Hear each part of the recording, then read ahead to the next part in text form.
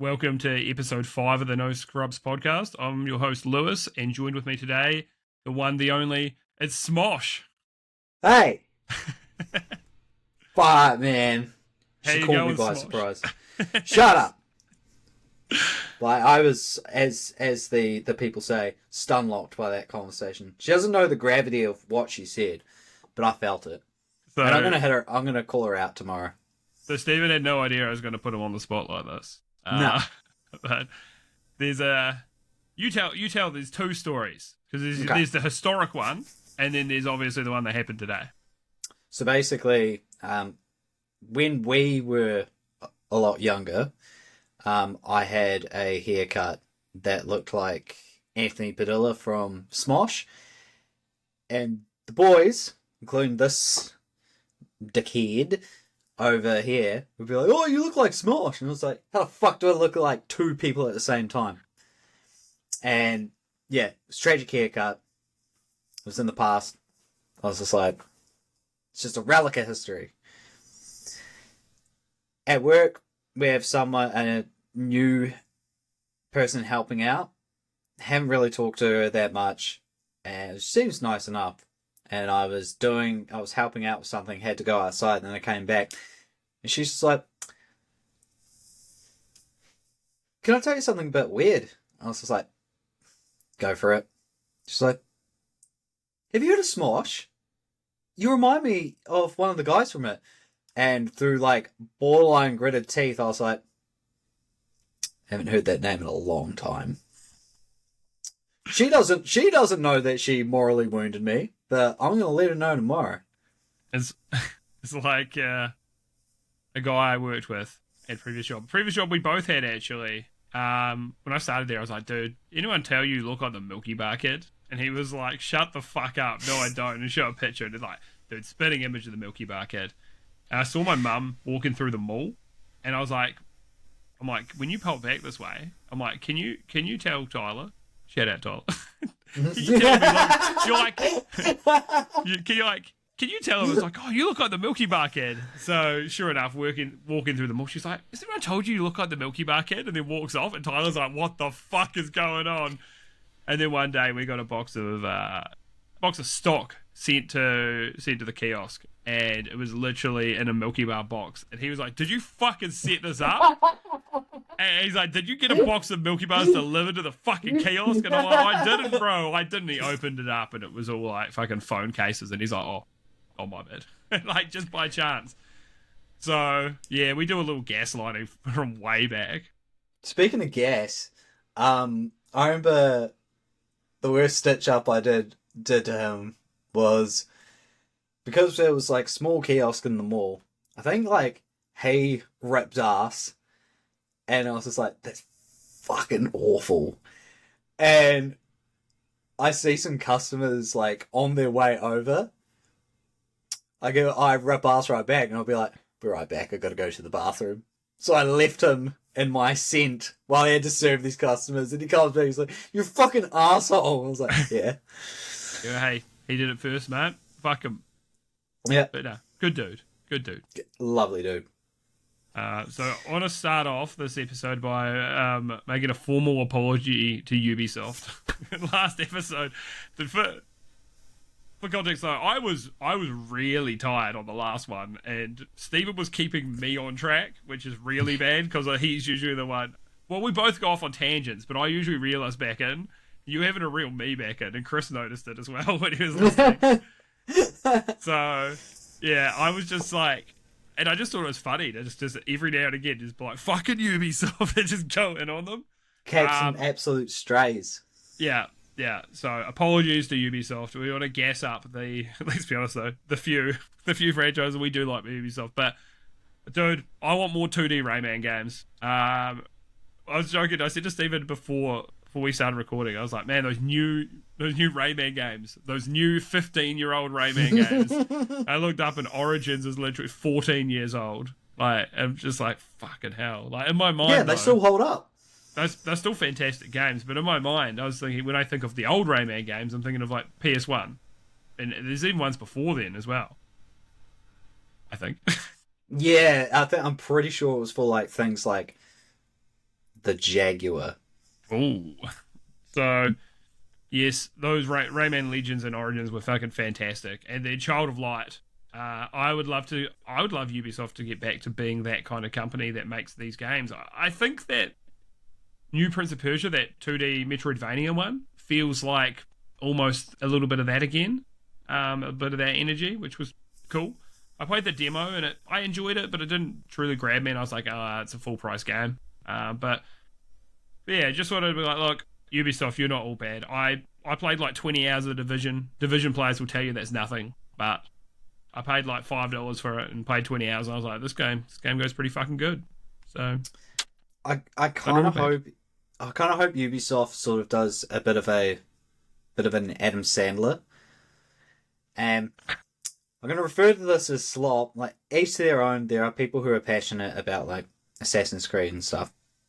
Not my jam. Hasn't been my jam since Black Flag. But I kind of hope it's like, yeah, they're releasing their slops. They're pumping out their big name games, and then every once in a while they'll do like a video game equivalent of Uncut Gems. Yeah, you know what? Sometimes your analogies, I'm like, what the fuck is this man on about? Like, and this one, I'm like, yeah, absolutely. Like, he's making the Ridiculous Six, which I'll be honest, I didn't hate it. It was okay. It was an Adam Sandler film. It's what you expect, stuff like that. And then randomly, like, you get Uncut Gems, which is fucking excellent, genuinely such a good movie. And then he's like, all right, now we're gonna do Happy Gilmore 2. Now, Happy Gilmore 1's amazing, but I'm like, oh, do we need a Happy Gilmore 2? It still could be good. I couldn't think of the name of the one with him and Kevin James and Chris Rock. I mean, that could be literally any of those films. Grown Ups. We're gonna do Grown Ups 3. We're gonna do Billy Madison 2 and Jack and Jill 2. Oh no, dude! I must say, I know it's considered like an iconic one. I don't like Billy Madison. I like Adam Sandler. I don't like Billy Madison. Waterboy, great. I mean, people might say a little questionable now, playing a somewhat deficient man. Hey, I enjoy it a lot. I thought it was a fun movie. Happy Gilmore, genuinely such a hilarious film. Carl Weathers, rest in peace, my goat. Yeah, but Billy Madison, it's a no from me. I'll defend Billy Madison on the grounds of one thing. So there's like this, I'll just say, EDM group called Hypercrush. First heard of them because they released like a song about Street Fighter, and then they released this song called Cheed. And before the song, like, not the drop, but yeah, we'll call it the drop. Before the drop hits, they play the whole speech from Billy Madison. It's like, what you just said is one of the most idiotic thing. The one where he's basically like, yeah, that one. I was like, okay, that's genuinely a great part though of the movie. Yeah, like, yeah. His delivery and everything is perfect. Like, it's genuinely like excellent. That part is awesome. But you know, it is funny to look back on that, because it is like, here's the protagonist giving their speech and rallying, and you know, and everyone's like, oh, that was really heartfelt, and then the guy shooting it down. Like, that feels pretty early, I think, for that type of humor. That's something I feel like you'd get more of now. So that scene in particular is excellent. The film as a whole, not for me. A little like micro side tangent, but the guy who you're gonna say Little Nicky? I was like, oh yeah, that's an Adam Sandler film. Loved it as a kid. I don't know if I could watch it now. Film. No, so the guy who gives that speech to Billy Madison, he was in a series that me and my brother really enjoyed with the Tom Hanks son that's not Chet Hanks. He's got 2 sons? I think he's got 3. What? Yeah. One was in Orange County with Jack Black, but anyhow, the show was called The Good Guys. Yeah. And it starred Tom Hanks' son and that dude from Billy Madison, and he was so good on it. I was so mad that it got cancelled after I think like 2-3 seasons. Man, that sucks. Yeah, because This he's is great. before Netflix. Damn. Pre-Netflix? Well, probably pre-Netflix here. They still might have had it in the States, like the one that they're delivering DVDs to people. I was more meaning in the fact it's like give a well received show like 2 seasons and then cut it. Oh, yeah. They do that. They've been known to dabble. But yes, Rayman, great. Yeah, anything else? Any other Ubisoft franchise you want to praise? You're like, nope. Rayman 2, The Great Escape. Great game. I feel like Watch Dogs had a lot of promise and it just didn't live up to them. But I think people's expectations were really high because they expected Grand Theft Auto, and Ubisoft's a big. I mean, they have more people than Rockstar as part of them. What are they? Ubisoft's got like 20,000 employees or something ridiculous. But I would never expect a Rockstar quality and size and scope game out of anyone that isn't Rockstar, because they are just. They've been working on this for how fucking long with GTA 6 and alleged like rumored budget of $2 billion, which is just fucking crazy. Like when obscenely high budgets are like Spider-Man, which was what $300 to $350 million, and they're like, yeah, we're gonna go. Yeah, it is rumored. It might come out later. It was like it was 1.2 mil or something, which is still massive. Activision had said one of the Call of Duties they'd worked on was, what, $700 million or something? You're like, fucking how? But they would have made it all back, and some. Because for a period in time, wasn't GTA 5 the most expensive game made? Yeah, quite likely. I would believe that, to be honest. At the time, it was massive. Like, back then, in that, like, Xbox, it was Xbox 360 and PS3 that it launched on. I think it was around the time as well PS4 launched. It didn't launch on there, but it was around that time. Games didn't cost as much to make, and their dev cycles were usually around 3 years or so. Now it's crept up to like 5 years on average for like a AAA game. But it varies. I mean, teams are all sorts of different sizes and stuff as well. So yeah, Ubisoft. I'm gonna catch another straight. Ubisoft. I'm sorry. I'm not They haven't that guy played anymore. Rayman yet. I'm not that guy anymore. All right. I'm a changed man. I am not. But there are rumors of some of the highest the shareholders. I can't remember their names. It's a French name. I'm gonna butcher it anyway. So, but the brothers that own are the largest shareholders, talking about taking some of the largest Ubisoft IPs and spinning off the company into another smaller company, and then I don't know what they're going to do. Maybe try sell off the rest of the company or let it die. I don't know, but they probably need to downsize to. I don't know, but 20,000 people is too big. Do you remember when THQ went under? Yeah, absolutely. It felt like a surprise at the time as well, because it felt like they were putting out decent things, and then THQ Nordic, and now they're owned by Embracer Group, and Embracer Group had to spin off a heap of their IPs and teams and stuff because they're expecting more investment than they got. That whole thing is a mess, dude. It's so messy. But I never would have thought THQ, when I was then, everything I played of theirs, I thought was at least good back then. Because, yeah, they brought us, like, Burnout. Pretty sure they did, until they went under, they did the wrestling games. Did they publish Burnout? They did do the wrestling games, for sure. Yeah. Yeah, I know that one for certain. Who published Burnout? Oh, that's Game. Professional podcasting. They didn't do Burnout. They didn't? Nah. So I knew EA was involved at some point. Oh, sorry. It's companies that are just letters. That's... Oh, well, interesting you say that. Burnout. So Acclaim published, to be honest, the worst Burnouts, 1 and 2. They're fine games, but then the best Burnouts, in my opinion, Burnout 3 and Burnout Revenge was EA. And Dominator was okay.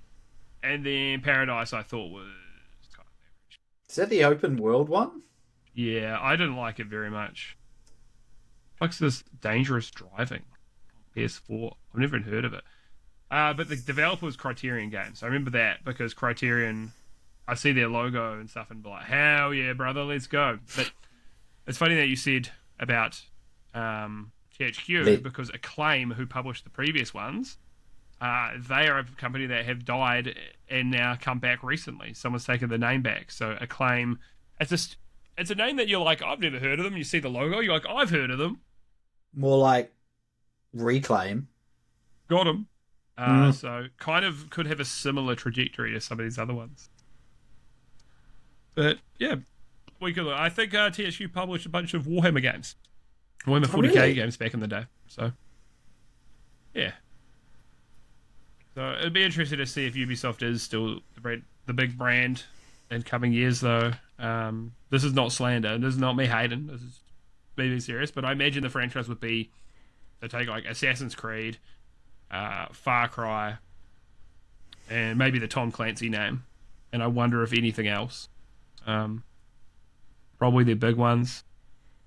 They'll probably take Beyond Good and Evil and try to, spend another fucking 5-10 years in development on that. Yeah. Oh, here I am hating again. Damn it. I'm not a changed man. kind of sounds like vaporware at this point. Yeah. We'll see. I'm sure we'll see it one day. Surely. But speaking of teams closing down, Warner Brothers closing down a few teams. So I was a Multiverses enjoyer. I don't think it was the best game, wasn't the best platform fighter, but I actually quite enjoyed it. Stephen and I played a bit of it, so Player First Games being shut down. I'm a little sad about that because I think it had a lot of potential. They made a lot of wrong decisions, I feel like, with the studio, and maybe some of them the studio themselves. And yeah, game was a bit floaty, but it was still fun. I think as well it comes down to that whole thing. What's the point of the game if it's not fun? I think fun should be the most important thing. I definitely feel like Multiverses was a better flex on look how many IPs we have than the Space Jam movie. Yeah, dude. My favorite show, my favorite podcast and inspiration, Sacred Symbols. One of the guys has talked about it a lot. About he was like saying at Space Jam, it's like, yeah, they put the Clockwork Orange rapists in the front row. You're like, what the fuck? You look at all our IP, and it's like, oh, here's some cool cartoon characters, and here's this character, and LeBron James. Oh, and here are the Clockwork Orange rapists. You're like, what the fuck? Why are they at the front seat of the basketball game? Who the fuck knows? So, yes, it was a bit of an IP flex, really, unfortunately. Otherwise, yeah, I mean, why would you do it? I'm glad they didn't make them playable characters, but that would have been a wild, playable character to have in Multiverses. But who greenlit this? But, yeah, I enjoyed it. I liked how much single-player content there was. Because sometimes I just want to play...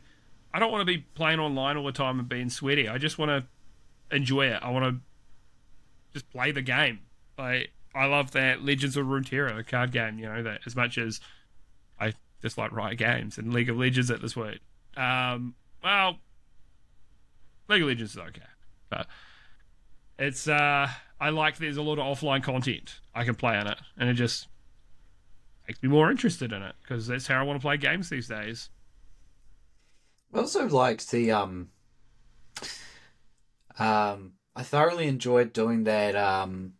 It's not like a story mode, but it's just like when you and I were playing those like challenges. Yeah, that was fun. Challenges were fun. It was something to tick off as well. Tick the box, make brain happy kind of deal. Like, yeah, I like stuff like that. And yeah, it had microtransactions because it's a free game, of course. Yeah. But I also liked the selection of skins for every character. Yeah, and I didn't feel that pressured by the microtransactions in the game either. Because I just stuck to Finn. Yeah. I play one character. Yeah. Yeah, so sad to see player first games go so quickly as well. They're only bought out by them like 8 or 9 months ago. So, but sometimes it do be like that. The next team was Monolith Productions. So I really liked Monolith Productions as well. I thoroughly enjoyed Fear. The first one especially, I thought was amazing for when it came out. The AI in that game as well, like not, now when people say AI, they talk about something else, but the characters, the computer control characters were actually really quite clever. I know it was like if character does this, do this. Like they just had a large list of things that they would do next if you acted in certain ways. So they were like quite clever. It seemed like they were working together, but probably not working together as such. But it was just, it felt really good, and game scared the shit out of me. I was in high school at the time. Funny story, I booted up the game as one of the first times I booted up. I had some friends over, and they were watching me, and I was really just on edge the whole time. But I was just locked the fuck in, and one of them just grabbed me, and I freaked out. Oh, fuck! You don't want to look soft in front of your friends? Yeah, and then we went and did boxing together. So those are the guys you don't want to look soft in front of. But, yeah. You were pre-sweating. I was so on edge. But great game, great gunplay for the time as well. Good use of horror, felt very unique. Shadow of Mordor, I loved. When I played it, I thought the game was amazing. Felt like, sorry, Ubisoft, a better Assassin's Creed, but in Middle Earth, I thought that the combat was a little more engaging than Assassin's Creed for me. They pretty much ripped off the climbing. I think even the climbing animations were a little ripped off from Assassin's Creed. I think the falling animations as well, except you don't fall into haystacks. Yeah, there was a lot that they borrowed from them, but I liked it a lot more. The Nemesis system was really fucking cool. You get your new nemesis of Barry Hot Tongs. They'd have ridiculous names. And then they kind of ruined it with Shadow of War, even though I hear the game is great now, but they made it so you couldn't have your dudes win fights for you without spending money on microtransactions, essentially, at the time. And then they eventually rolled it back, but it's a very Warner Brothers decision with their monetization. They're very predatory. What does it mean for the pattern on the Nemesis system since? So my understanding, Warner Brothers still has that pattern anyway, right? So no one can use it until, when was it, like 2030 I can't remember the date on it. However, it's something that can't legally be like enforced. But they can still try to sue people that use it, and they might win, and people just probably don't want to go through the lawsuit for it. So, yeah, it's something that if you fight it, there's a good chance you'll win, but do you want to fight it? Because it will still probably cost you millions and millions of dollars to fight. Couldn't they just do the thing that what indie game teams do when there's been a dormant IP, where they make a game that's real heavily inspired by, but it still uses like original characters? Like, couldn't they just do a system that was like similar, maybe inspired by? Maybe. I don't know. I'm not a lawyer. I'm not a game designer. Why not? Because I'm dumb, Stephen. So I'm doing a podcast with you. No, I'm dumb, Stephen. That's why you're doing the podcast with me. Yeah, true. That's enough out of you, Smosh. Got him. Yeah, I mean, it'd be interesting to see if someone does try and do something similar to the Nemesis system. Because it's a cool concept. Yeah, it's a super cool concept. I loved it in the game, and never seen anything like it, and probably won't see anything like it for some time. Yeah, they were making a Wonder Woman game that got cancelled, and then it got resurrected, and then the studio got shut down like a month later. So it's kind of weird, but that was going to feature the Nemesis system in it. I don't know how you do that in Wonder Woman. I've got no fucking idea how you do that, but we'll never know. Speaking of patterns, I was just looking it up. I'm so out of the loop on this. So Namco did have a patent on minigames for loading screens. It expired in like 2015. Oh wow. Yeah. My understanding is that it's something as well you can't really patent. So I think they did. No one wanted to fight it, and when it expired, I think they were like, well, fucking Computers whatever. are fast these days. What's a loading screen? Oh, that too, actually. Hey, yeah, fuck yeah. It would have mattered though. 2015. It just hasn't really mattered in the PS5 and Xbox Series X and S generation because now NVMe drives are that fast. It's less of an issue. So the third studio that got shut down was Warner Brother Games San Diego, which hadn't put anything out. It was, I believe, it was established in 2019. And they were apparently making a AAA free-to-play game. So that was, I guess 5 and a bit years of work. So you'd normally think that would be enough to kind of be getting close to being ready, but no, we don't really know too much about the studio. But I guess it wasn't bearing fruit, so they shut it down. Unlucky. Yeah. So it is sad. I think it's very sad seeing Monolith shut down because I named a couple of games there, but they put out a heap of games. They've been around for a long time. They put out there's an old FPS that they did called Blood. That was pretty well liked. Yeah, they are a studio. Were they the ones that made that MOBA as well?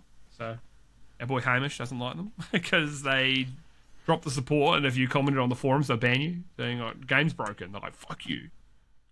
Oh, that's right. But it was actually quite a fun MOBA, considering console MOBAs historically are dog shit.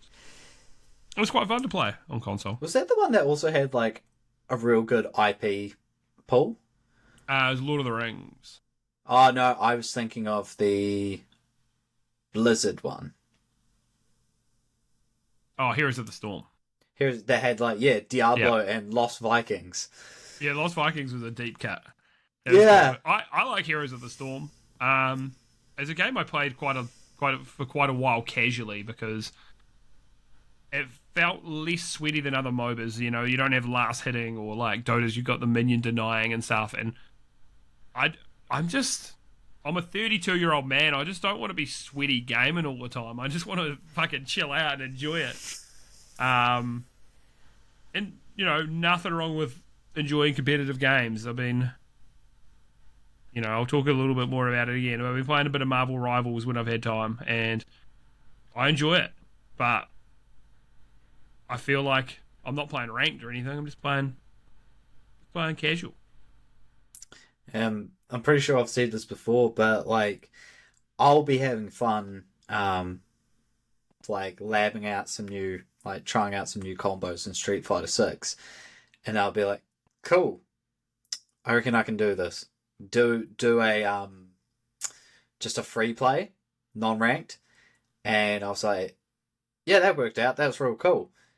And then I'll have another fight, and it's just like, okay, didn't go my way this time, but that's fine.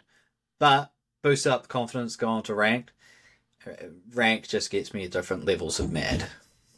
Yeah, same. I become a different beast if I play ranked. As soon as you put a rank on there or a color, it's like you're gold.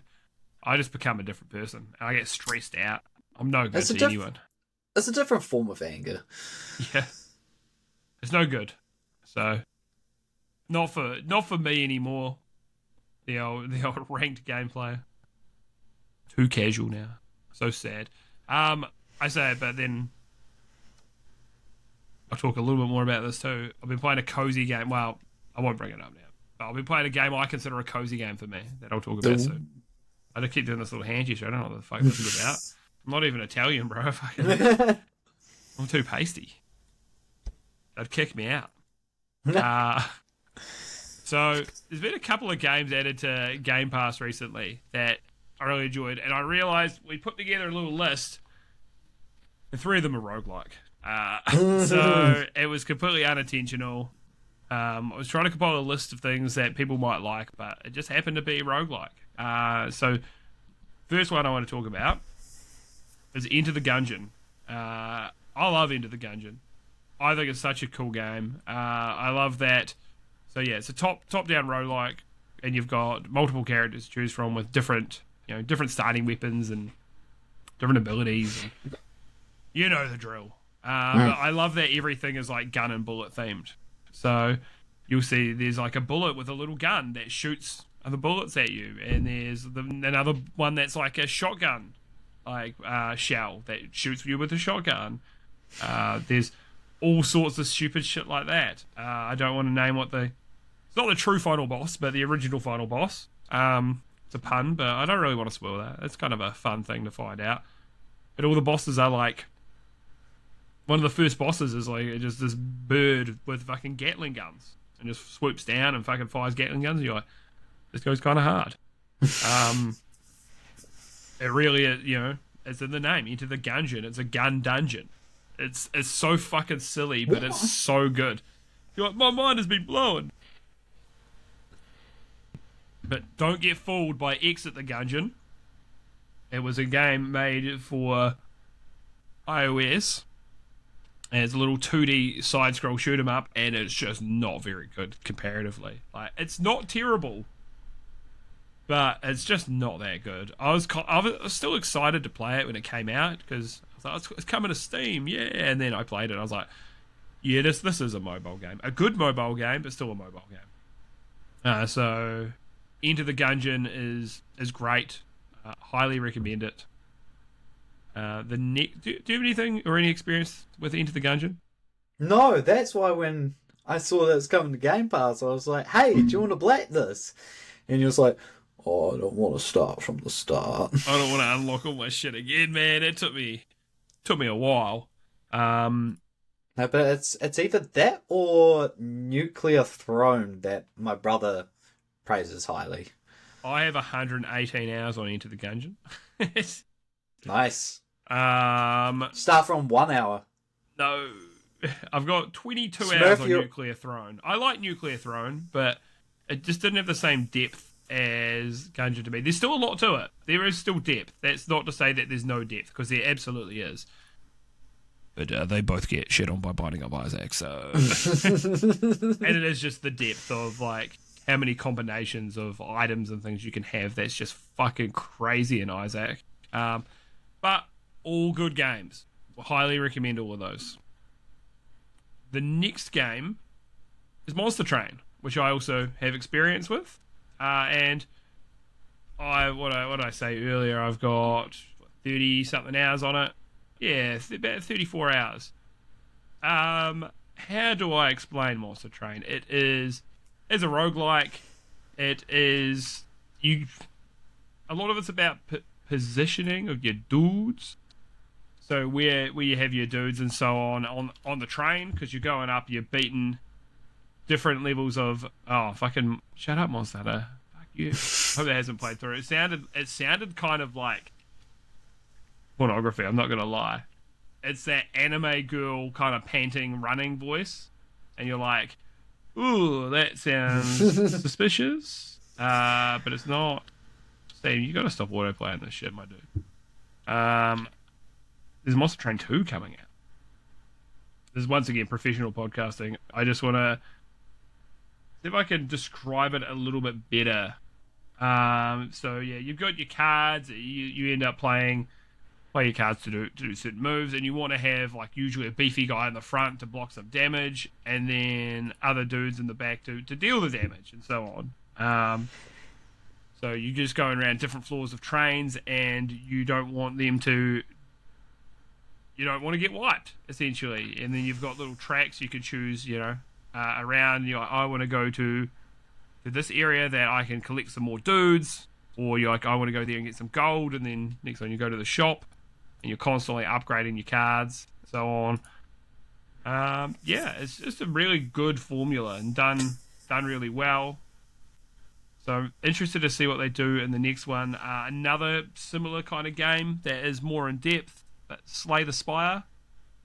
What the fuck is playing through now? Slay the Spire is great. And I do think it is a little bit better than Monster Train, but Monster Train does things also that are different to it as well. So definitely worth checking out. A good gateway for that kind of game. Stephen, have you played Monster Train? No. but because it's come to Game Pass, it's been on my Steam wish list for years. Yep. But I also want to say, you're talking about the Monster Hunter, the monster's fucking noise, girl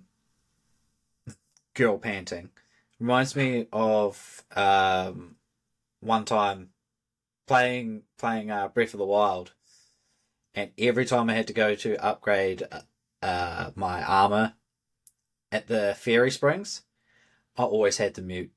Always had to mute because of the noise that the giant fairies made. Stephen, real talk though, would you? Yeah.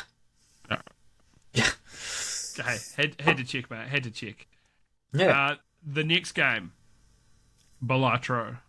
And I know I've talked enough about this here, so Stephen, you've been dabbling, you wanna take it away? Haven't dabbled too much, but aesthetically, hooked me in.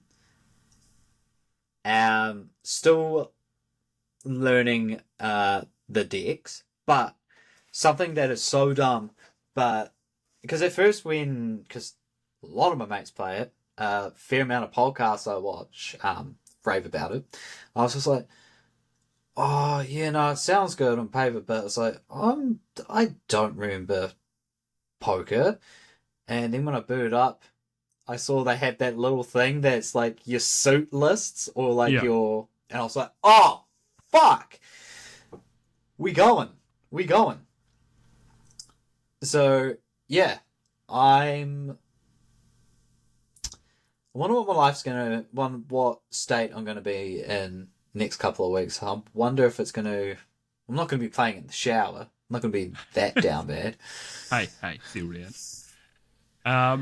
Yeah, well, I guess I'll give a real brief rundown on it as well. So yeah, you're just trying to make your standard kind of poker hands, you know, your full houses, your flushes, your straights, all of those kind of things. But you've got a bunch of jokers that'll pop up that'll be like modifiers that'll be like, oh, if you've got hearts, then you'll get more points and so on. And it's just about building your multiplier and stacking it up. But there's so many combinations that make it fun, and so many.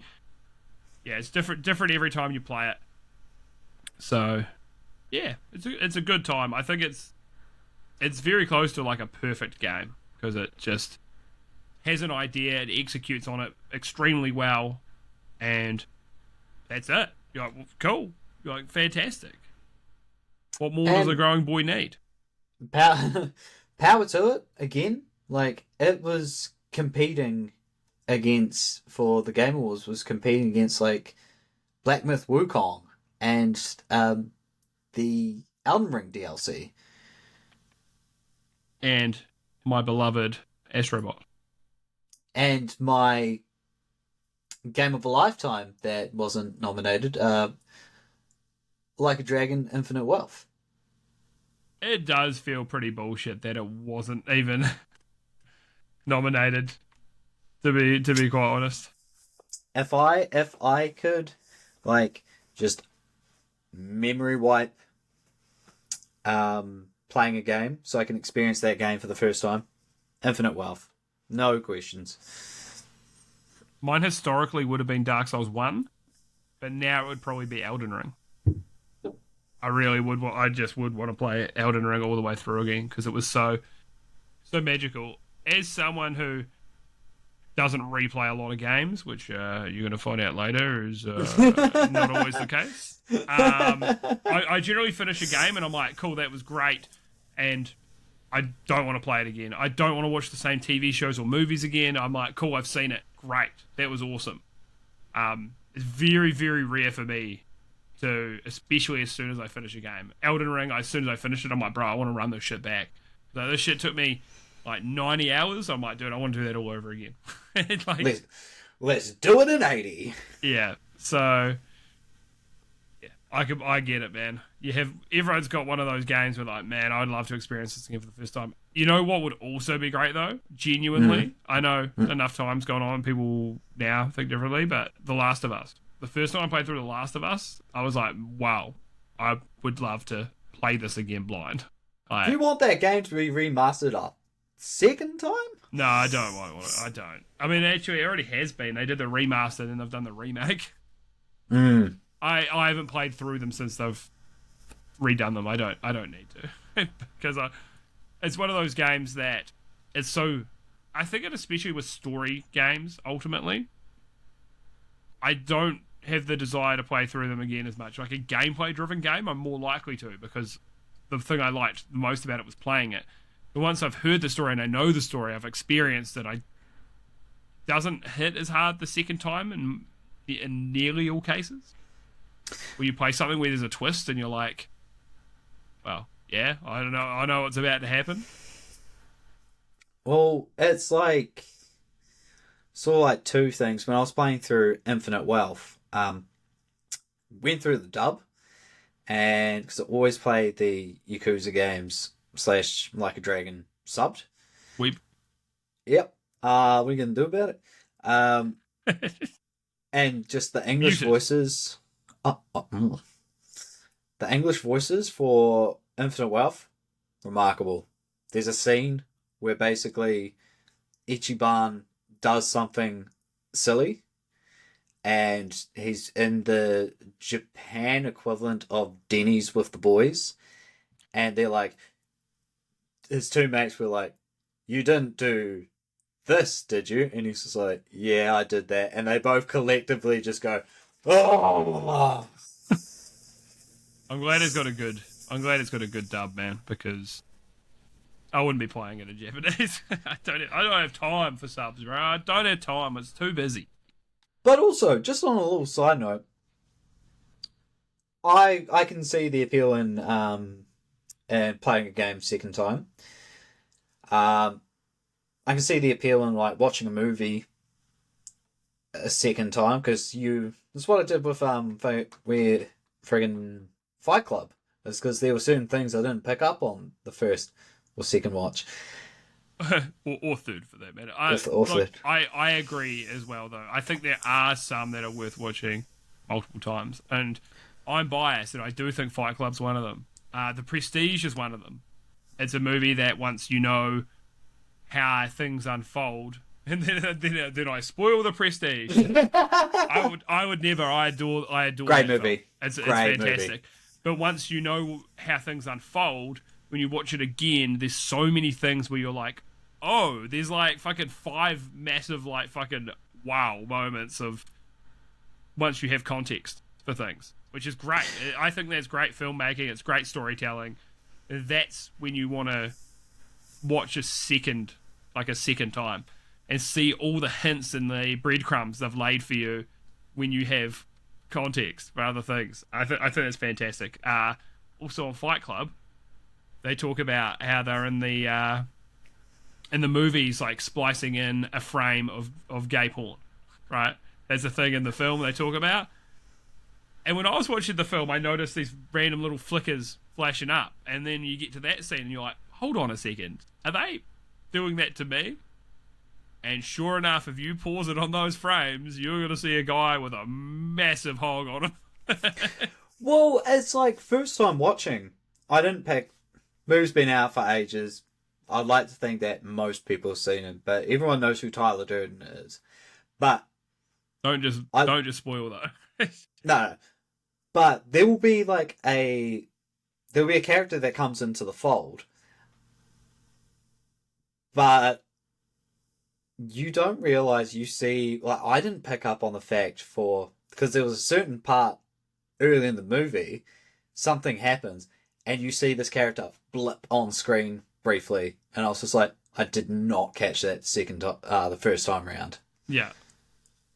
Yeah, but that's why I think it's great. As much as if you tell a woman one of your favourite films is Fight Club, then you're a red flag. Nah, that fucking is what it is, baby. they just lack emotional depth. I knew a girl who watched the first Harry Potter movie hundreds of times.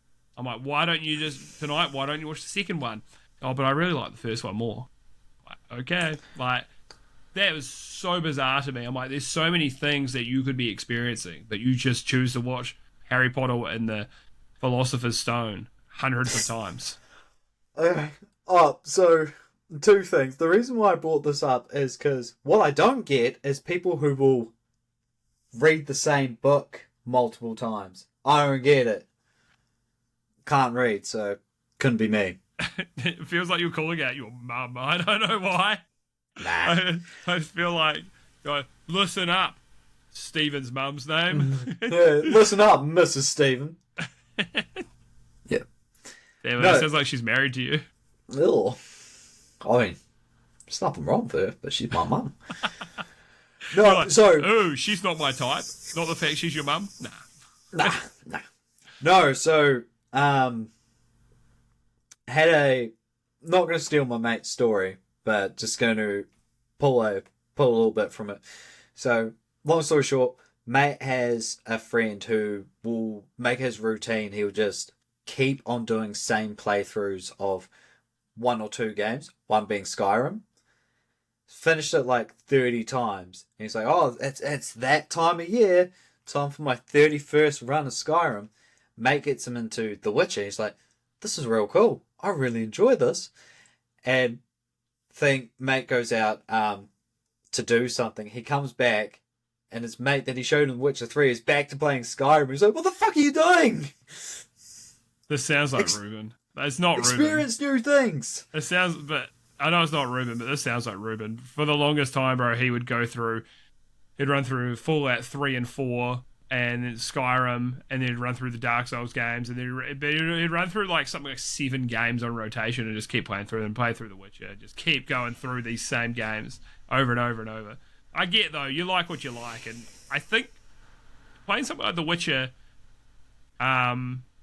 it's a massive game, and there's plenty of different ways you can play it. So I do think there is benefit in playing a large RPG multiple times in different ways. And this is how I'm going to justify one of the games that I'm playing at the moment. But I do think, like Skyrim, each time you play it, there's probably something different you're going to find in there that you haven't found before. And you could be like, I'm going to be a spellcaster. As time's gone on, I don't find the Skyrim gameplay engaging anymore. But the exploration is still fucking excellent. It's still like a 10 out of 10 exploration. Yeah, we had a mate. Oh, we still have him. He's still with us. But he was like, I'm going to do a run of Skyrim with no fast travel. Didn't last. Yeah. But you ready to go on to the next game? The final edition that I want to bring up? Yeah. So I got a bunch of friends who are fucking nerds. God, disgusting. Like both of us. Big 40k fans. So you have to take their opinion with a pinch of salt, because 40k fans will love even very average 40k games. It's just how they are. Power to them, because they love the lore in the world. But 40k Rogue Trader, I've heard, is very good.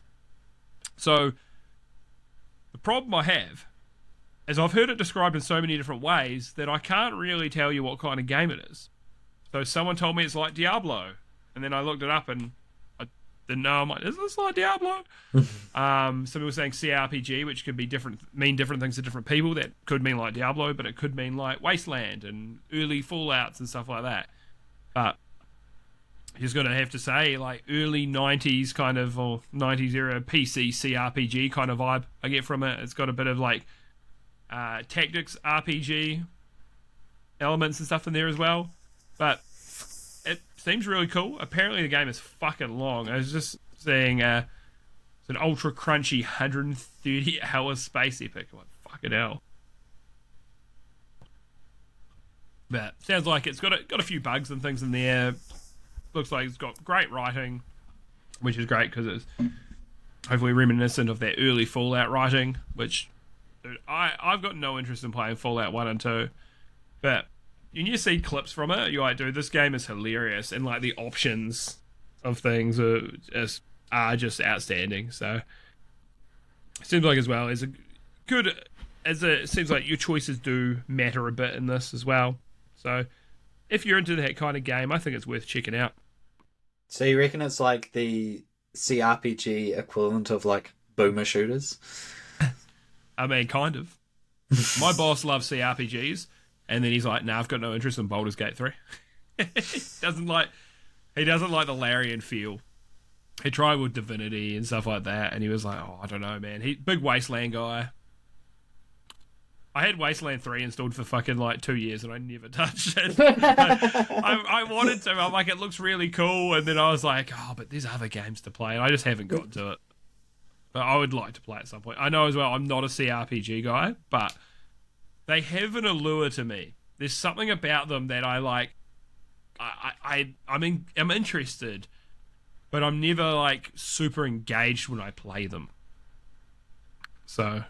Yes. And the C step, it stands for character, not Chinese. I heard it was classic. Oh, what? A lot of people consider it classic RPG because that's what Western RPGs used to be, with those kind of top-down and the isometric ones and stuff like that. Now you made me look like a damn fool. Yeah, well, you know, you would have done that on your own anyway. Yeah. Oh, God, I love being a bastard. And you're the one in the bastard arc. Yeah, feels good to laugh. Hey, it does indeed. So, I guess, we'll get to... I guess we should segue into this. We can do a bit of a Smash or Game Pass, as we just did our Game Pass edition. So, I want to start off by saying... Because we missed an episode because I was having PC issues. It's been a whole fucking thing. But we're here now. So probably 3 weeks ago, I played through Cocoon on Game Pass and thoroughly enjoyed it. Even if my audio broke halfway through the game and it never came right, I just was watching podcasts and playing it and solving puzzles. Vibes were still good. Yeah, Cocoon, a cute wee puzzle game made by... It was one of the... So the developers that made Inside, which is a fucking masterpiece, fucking banger game, perfect game, I think. They were the guys that did Limbo and stuff like that in the past. They split off, made 2 different games. I played their other game, was it Somerville, which I heard a lot more people preferred Cocoon to Somerville. I think I preferred Somerville. Both were really good. Cocoon was a more clever game, and I completely understand if people like Cocoon more. But it had like this very interesting mechanic where you pick up this little orb, and you run around, you place it down, and then in certain spots you can jump into another world, and you're like, oh, that's really cool. So you run around this other world, you're unlocking things, you can jump out, and then with anything you take out, you can take with you, and you end up getting a bit of like worldception, mate. You can throw your little orb into your other orb and carry them around with you, and then you go in layers deep. And in the end game, there's puzzles that you need to send beams to bounce through all these fucking layers of these worlds, which is crazy. When you start the game, if you started on one of those puzzles like that, you'd be like, I'm never fucking figuring this out. But it's very clever in the way it slowly teaches you mechanics. Mm-hmm. I'll admit a couple of times I had to look up what to do on YouTube. I was like, I'm not figuring this out. It was hilarious, though. One night I was playing it, I couldn't figure it out. But her friends went to a gig and I went and picked them up. It was late, and then the next day I was trying to play Cocoon. I had no fucking brain power. I couldn't figure out these basic bitch puzzles. I'm like, what the fuck is wrong with me? The next day I was smashing through it. So it was just my brain was just cooked. So yeah, it's true though. Puzzle games you cannot play when you're just real tired. So yes, Cocoon. I'd recommend if you like puzzle games. Cute game, very very cute art style. Just a lot of fun. Is Cocoon a game that interests you, Stephen? I have a feeling it might be on my wish list. That's not like us. Yeah, well, yeah. Got my 670 wish list games on Steam. Yep. No, I like to be mentally challenged. You are every day. Every day. No, the thing with me in puzzle games is like I remember playing games like Golden Sun, and I almost want to drop the game when I can't get a puzzle right, but I was just like, just have a think about it. Just think about the puzzle. And then when I actually sat down and I was like, oh, so this goes here, this does this. It's like, I feel clever. So I'll give it a whirl to feel clever. But also, it would be a nice break from the norm of the games that I usually play. Something a little different, and once again, Game Pass, so it's not really a big cost to you. That's why that is something I love about Game Pass. It really is just the cost of is just like, oh well, I'll give this a go, and if I don't like it, like there was an Alien game that came out, and I just found it was too slow, and I could have probably got into it if I really spent the time. I spent like an hour on it, and I'm like, nah, I'm just not feeling this right now, and I don't feel bad because I didn't spend like $70 New Zealand dollars on it. I love that about Game Pass. Whenever a friend of ours was shopping around. He's saying, "I'm thinking about getting an Xbox." And it's like, "What's the selling point?" It's like Game Pass. It's like you get Game Pass, you're gonna see like how much it dwarfs the PlayStation free games. But what I thoroughly enjoy about Game Pass is it got me addicted to the My Time games. I didn't think I would be so hooked in by a cozy game, but also I love the fact that you will see a game that looks really good on Steam, or you've been going to your websites and you see a game that's like, this looks really cool. When it comes out it's like $30, $40, and it's like, I don't know if it's that cool, but most indie games that I've been eyeing up, they find their way in to Game Pass, and I'm able to play them. I was like, dude, this is an immaculate game. And there's been times where like, I'm really glad I didn't pay $30 for this. It's really good for especially indie games where you're like, this looks really good, but it scouts them. But it feels like they've got decent curation as well. So if it ends up on Game Pass, it's probably at least all right at bare minimum. I can't think of many games that have ended up on there that are just bad games. They're generally good. So a game that I absolutely adore that I played on there, Nobody Saves the World. I went all the way through the game. I finished the game on Game Pass, and I was like, that was amazing. I then went and bought it on Steam because I was like, I love this game. This game deserves all my love. Made by Drinkbox, who make the Guacamelee games, which are really good, genuinely really good games. Like I played the first one years ago. I put it down, didn't pick it up for years, and then I went through and after I played Nobody Saves the World, I was like, man, I need to play the other shit, and played through both Guacamelees. Like, I immediately just had so much more respect for the team, the studio that made it. I played through Nobody Saves after. Sorry, one moment. Excuse me. Drink your water. There we go. Nice croaky voice in the old 6-pack a day fucking pub lady voice. That'd be so 6 packs in this economy. No way. That's ridiculous. But yeah, as someone who says, I don't really replay games, I've replayed Nobody Saves the World. I played through it again. It was probably a year later. But I also was like, I want to give this a Steam review because also Steam fucking bugged out. I went on Steam and it said it had mixed reviews, and I was like, what the fuck? So I went and bought it, and I was like, I'm giving it a review. Somehow it had given me the reviews of another game's page, and then I looked and it was like very positive. I'm like, oh man, and then I was like, I'm giving it a review anyway. So what sold me on the game? So this is unrelated. I'm on a tangent. I don't give a fuck. We love tangents. I love this game. It's so good. So what really sold me on Nobody Saves the World? So you can shapeshift into different characters, and then when you level up their abilities, you can use your abilities on different characters, and sometimes they'll have synergy. So one of them's like, when you attack enemies, you'll poison them, and then you get another character that's like, this will deal additional damage to poisoned characters, and so on, right? But if one of the first characters you get in the game is a little mouse, a little rat, and you can deal poison damage, and it's cool. You get into small spaces, great. And then you go to this bar, and the guy's like, man, I got no respect for rats. I could one shot punch any rat. And then you go, yeah, go on then. And you stand up to him and he fucking punches you and he one-shots you and he's like, yeah, that's why I don't respect rats. And you're like, okay. Later on, you get an ability from, I think it's from an egg you get. And the eggs, like, they can only do a maximum of a third of your health in one shot. So you level that up, you unlock it, you chuck it on the rat.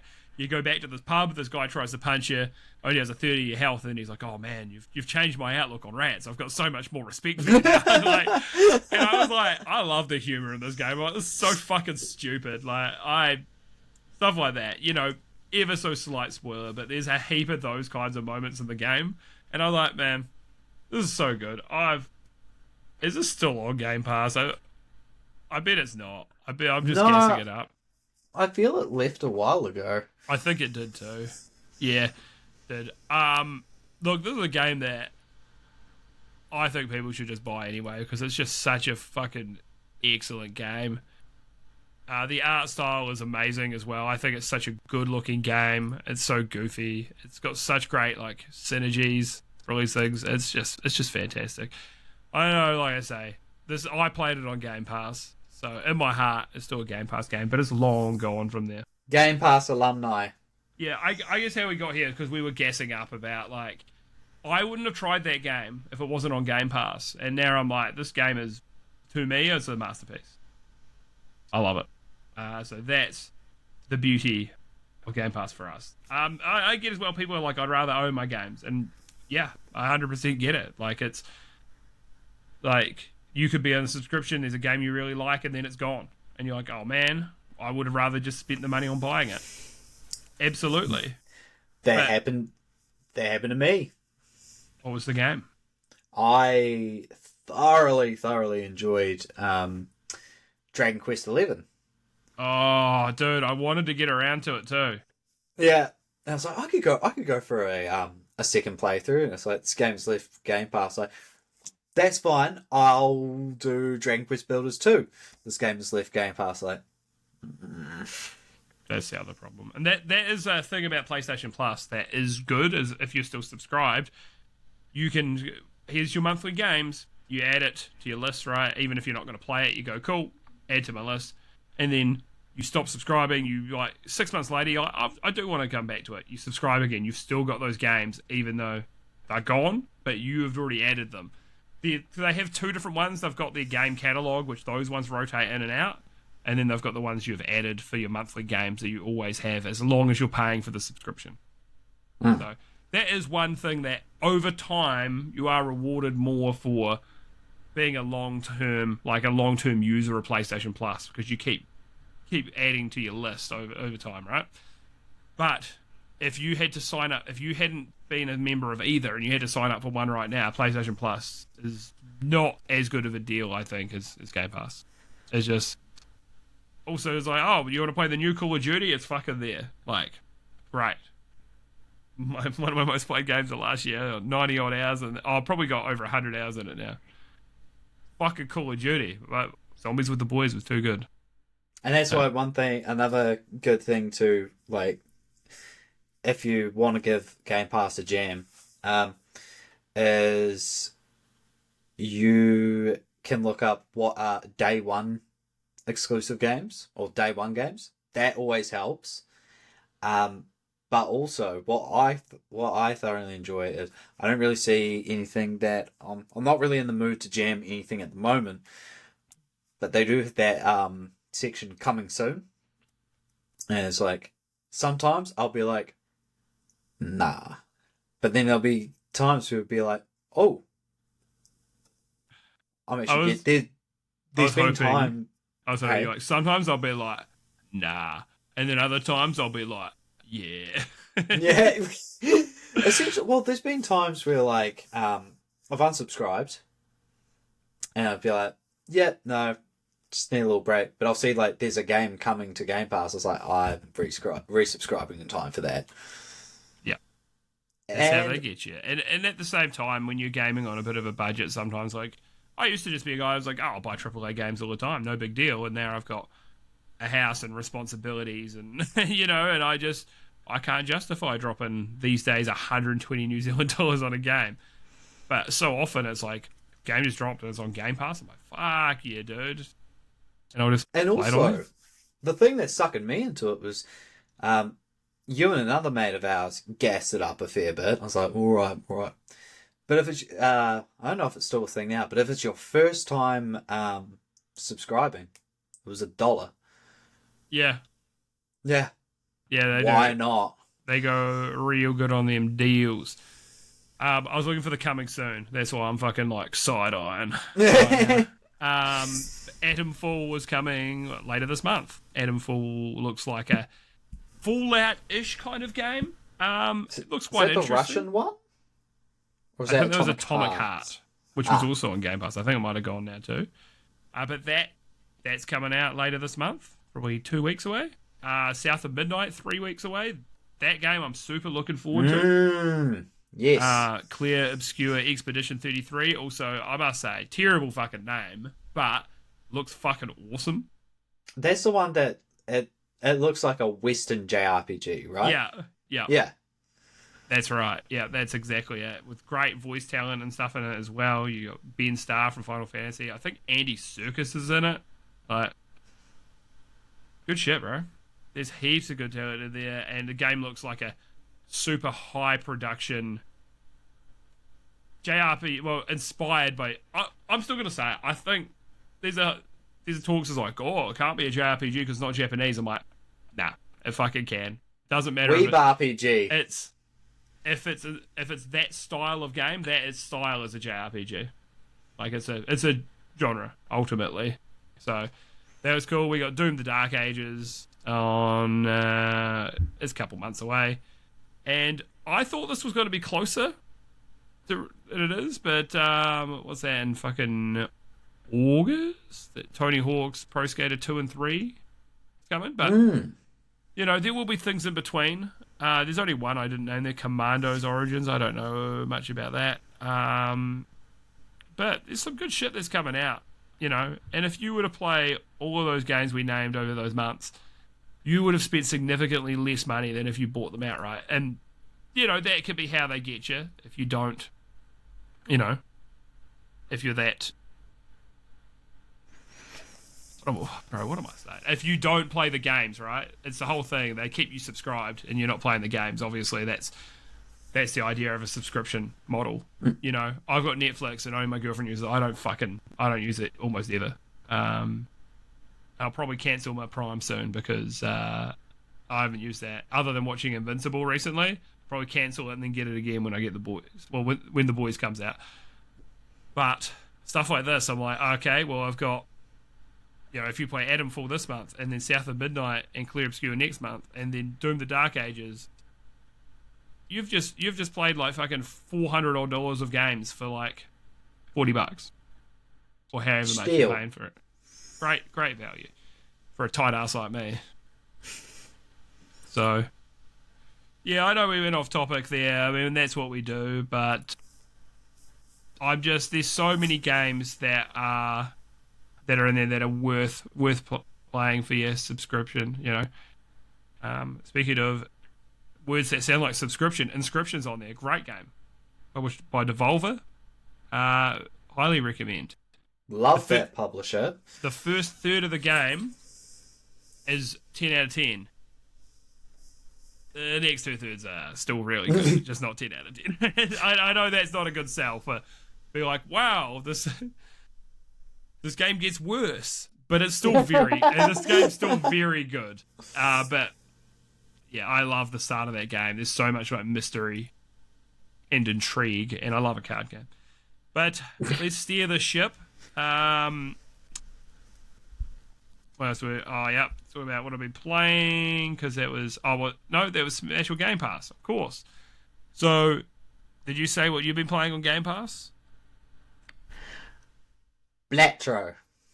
That's right. We had a brief talk about that before. Have you found a favourite Joker? Not yet. Not yet. Not yet. Okay. I'll report again. I'll report in like a couple of weeks. So see what my life's like. See what I've done. Yep. See if it's warped my perception on things. No, that's all good. But so far, enjoyed what you played? Yeah, I know I'm shit at poker, but You'll learn the hands No. better as you go along. You'll start seeing them. Yeah. It's a game I find super interesting because it only takes 1 or 2 games to know if you'll be into it or not, right? For me, I played 1 game, and then I immediately was like, oh, I made so many misplays, and I played a second run, and then I played a lot better, but still not as good as I played, like, once I got more into it. But it was still good to see, oh, fuck, I realised all these mistakes I made immediately and started just playing better. Great game, like you said earlier. Great animations. The sound design is great as well. Oh, it's a cozy ass design. Yeah. Feels like I'm gambling with the boys. Even the freaking splash screen at the start, I was just like, oh, this looks like it oozes soul. Yeah.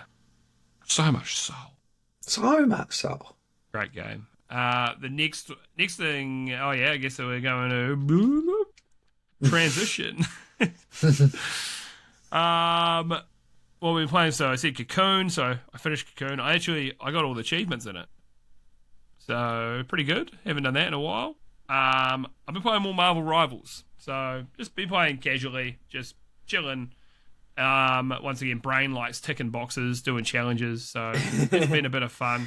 I haven't had much time to play. I've probably played once this week, but we'll get back to it. Next, I want to talk about a new game, Split Fiction. So, made by Hazelight, who made It Takes Two and A Way Out. And fuck it, I'll name drop the other one, Brothers. I haven't played that one. I haven't finished. Oh, they Prison did one. Brothers. Yeah. I haven't finished A Way Out, but I played a small amount. But I finished It Takes Two a year or so ago, maybe 2 years-ish now. Which, great game, highly recommend. There's so many original and unique ideas in that. And then Split Fiction feels like different characters and so on, different story, but it feels like it is a direct sequel to It Takes Two. So they just have so many ideas. There's definitely a lot of inspiration from other games and stuff, but not a bad thing. The thing that I hope they did this with Split Fiction, the thing that I thought was really cool about It Takes Two, they could have been like real dickbag on it. I was like, oh, you may have to own a copy of it to do co-op. They did that thing where it's just like, you can play co-op with someone, but only one person needs to own the game. Which is really cool and That's very generous. Very generous. And I'm glad EA isn't being money grubbing with that, because they're the publisher. It's not their IP. They don't own the studio either, but EA's publishing it, and they've been real good about that and giving them a lot of rope. Makes it sound like it's a bad thing in a way, but it's a good thing, you know. So they've given them heaps to work with to say, hey, make what you're going to make. Go nuts. And I'm sure it's been very profitable for EA, even though EA is normally like, we just want the big blockbuster games. So this is going to do really well. Like It Takes Two had won Game of the Year it came out, and it deserved as well. So yeah, I'm interested. I think I want to see them try something else as well. I think I want to see them evolve a bit, but it's still really fucking good. We've been playing with Alex. We've played one game so far. It's actually on our anniversary. It was her idea, so that was great. It's like, oh, we'll go for dinner and we can play Split Fiction. Let's fucking go. So yeah, that was how we spent our anniversary. You're like, best babe. It is 2 characters. Funny for a co-op game. One's like, I'm a sci-fi writer. The other's like, I'm a fantasy writer. It's like, we can't be friends, and then they become friends. That's kind of it. Everybody knows sci-fi writers and fantasy writers can't be friends, and they become friends. We're getting to that point. You know it's going to happen, but that's good. They get, being transported to, this is the fantasy world that I wrote, and this is the fucking sci-fi world I wrote. We can't be friends. Becomes friends. Becomes friends. Yeah, so That it's good. tickled me. Yeah, but it's really good. There's some really interesting design. There's one that says gone viral. So I'm riding this motorbike and we're trying to. I think I can't remember if we've been hacked or trying to hack something, and Alex is like having to do these little fucking like captures and things like that, and then type these things in on like, but on the PlayStation controller, trying to like type these things in to get past these like fucking like capture screens and stuff. It is ridiculous. And we're running away from these things that are like on this motorbike that are trying to shoot us and kill us. Oh, was it for defusing a bomb? Maybe. I've only just played it and I've forgotten already, but I enjoyed it. It's what's really good about it though, is it takes so much focus in what you're doing. You can't backseat the other person very much either because they have to focus so much on what they're doing. It's done a really good job of splitting what you're doing. It is really good in that regard. They've done a really good job. They deserve a lot of praise. And I do want to see them do something else, but if they do another co-op game, I'm not mad either. I want to see what they can do. Is this something you'd consider playing at some point if the price was right, or if someone else bought it and you're like, I'll be along for the ride? Yeah. I mean,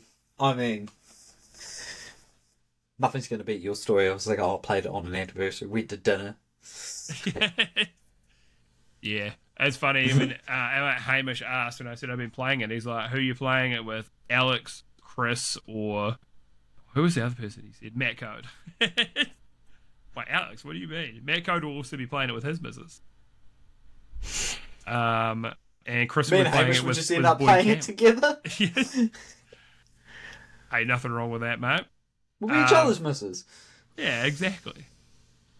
So, yep, highly recommend if you have at least one friend. If not, get fucked, idiot. I don't know. What do you want from me? And the next thing I'll be playing just a little bit, and it's partly because I've had to go back to this older PC, which this PC still plays games fine. It's just certain games I need SSD storage, and there's just no SSD storage on the PC at the moment. There's very little. I've been playing Dark Souls 1 remaster. It's not really a remaster. It just means you don't have to install a 60 frames fucking mod on it. But yeah, it is my cozy game. I'm not gonna lie. As I said earlier, and I alluded to many times, I'm like, I don't replay games. Who does that? I finished Dark Souls 1, I think, 7 times. This will be my 8th playthrough. But it's 7 times over, like, how old is it now? Like, I've probably done it over 11 or 12 years. So it's not that bad. For a while, it was about 1 playthrough a year because I was just loving it. And I'm like, I'm going to do a faith build. I'm going to do an intelligence build. So I'm doing an intelligence build. It's interesting finding out what it's like to actually have intelligence for the first time in my fucking life. And I'm like, man, so by today's standards, Dark Souls 1's really fucking slow compared to Elden Ring. And there's a lot less variety in ways you can play, but I'm still like hooning through. I'm like, dude, I love this shit, bro. It's so fucking good. I'm generally not summoning unless it's like an NPC summon I really like my boy Solaire. I'm like, I gotta summon Solaire. That's my guy. I feel like I've been through more with Solaire than I have with some people in my real life. Like, he's been there for me when no one else was. Oh. I love Solaire. Praise the sun, my dude. Why don't you go play Split Fiction with him? If he was real, I would. You know I fucking would, bro. He'd come in fucking... He's right behind me. Oh, there he is. That's my fucking dude. You'd be like to your missus, oh, can you put the helmet on, please? Dude, if that was the opportunity, it's like, we fucking like plate mail, like top half plate mail, I'd do it. It wouldn't be comfortable, but fuck, I'd give it a go. Or chain mail. Mate, sign me up. Put me in, coach. Yes, so I'm sure everyone knows about Dark Souls at this point, but yes, it is a great game, and it is great on a replay. It's heaps of replayability, in my opinion, because there's many fun boss fights, great atmosphere, great music, gameplay a little slow now, but still holds up in my opinion. And I know part of it's nostalgia, but yeah, it looks a little dated now, but it doesn't look horrible. And I think that's just that whole art direction over graphics thing. The art direction's still really good. but the graphics are a little bit. It's an Xbox 360 PS3 game. You know, some of them have aged better than others. So, yeah, banger. What have you been playing, mate? Something weeby. I don't want to. I'm gonna go. You talk about it. But it is the. So it's not the latest installment, but it's the latest installment that's in English, and that is from a game franchise that originally started on the PSP. It is a part of the Legend of Heroes series, which brought us Trails in the Sky, Trails. Well, one of the things that mainly hook people in, Trails of Cold Steel. Had a character. His arc is sort of finished, so we've had the new pro tag, and the Trails Through Daybreak, the latest series. Basically turn-based JRPG where you have things called augments, which think materia, kinda. Materia. Now we're talking. You have different things you can attach them to. Like you have attack, defense, magic, and EX attack, which is like a group attack. But it's like if it's red, you have this thing where you can charge your skills. You have this charge meter, and there's a high chance that because little crystal augments you put in, it can be like a red one is usually fire based, like attack, water being shield. But when you charge these, give yourself a shard boost, you'll get little buffs. So it's like, oh, you don't succumb to fear, which is the most fucking annoying status ailment. Paralyzed shield, can't be blinded, can't be burnt. It's real good. They introduced in the first Trails Through Daybreak game where you can just do very, very basic attacks, like sort of not turn-based, but not quite hack and slash, just very basic. But what you do is you go hack, hack, hack, and once they're stunned, that's when you switch it to turn-based. And because you've got them, I remember one time I stunned an enemy, and then I went into turn-based. They just got hit with the status ailment of stack, just delay. So all my party members got like 2 turns, just giving them a good old whack. Fun combat system. The only thing about the Trail series is it insists on itself. No, there are quite a few callbacks and like story beats there, or stories will be like, why is this such a big deal? It's like, well, this character was from this game and they were from this place, so pays to have at least a knowledge of the Trails of Cold Steel. And watch a YouTube video. Just watch your favorite YouTuber summarize it for you and play the latest game. It's cool. I'm looking forward to the latest one, but it's probably not going to come out till next year. It looks real cool. Protagonist comes back. You're doing the route of like 3 protagonists. Looking forward to it. Oh yeah, your YouTuber is like, Stephen, what platforms is going to be uploaded to? Now, you actually do a really good job of explaining it, dude. I was thinking about that whole time. I was like, man, I did such a poor job of explaining Monster Train. Nobody's going to know what the fuck that game's about. I haven't played it in fucking years, though. I was digging deep into the vault. It was fucking hard. I felt like I was bumbling through that. Nah, but yeah. I think you painted a good picture of what the game's like and what it's about, at least a bit. So it's a very, and this could be off-putting, it's fucking wordy, but I haven't. I'm already out. Played. I saw that one coming. For real. Not fair, but I haven't played Trails in the Sky, the Crossbell duology, and the Trails of Cold Steel. Fuck, they know how to do world building. Graphics, they've gotten better, but They're not- world building. They're not massive budget teams though, eh? They're not. No, Neon They don't have- they don't have- Falcons. They don't have heaps to work with, so they do. My understanding is they do a really, really good job for the budgets that they've got, which is awesome. Like they're very high quality for the budgets, so they deserve some props for sure. And the Trails of Cold, like the first two Trails of Cold Steel games look a little bit rough, but that's because these games were like, I think the first two were originally released on the PlayStation Vita.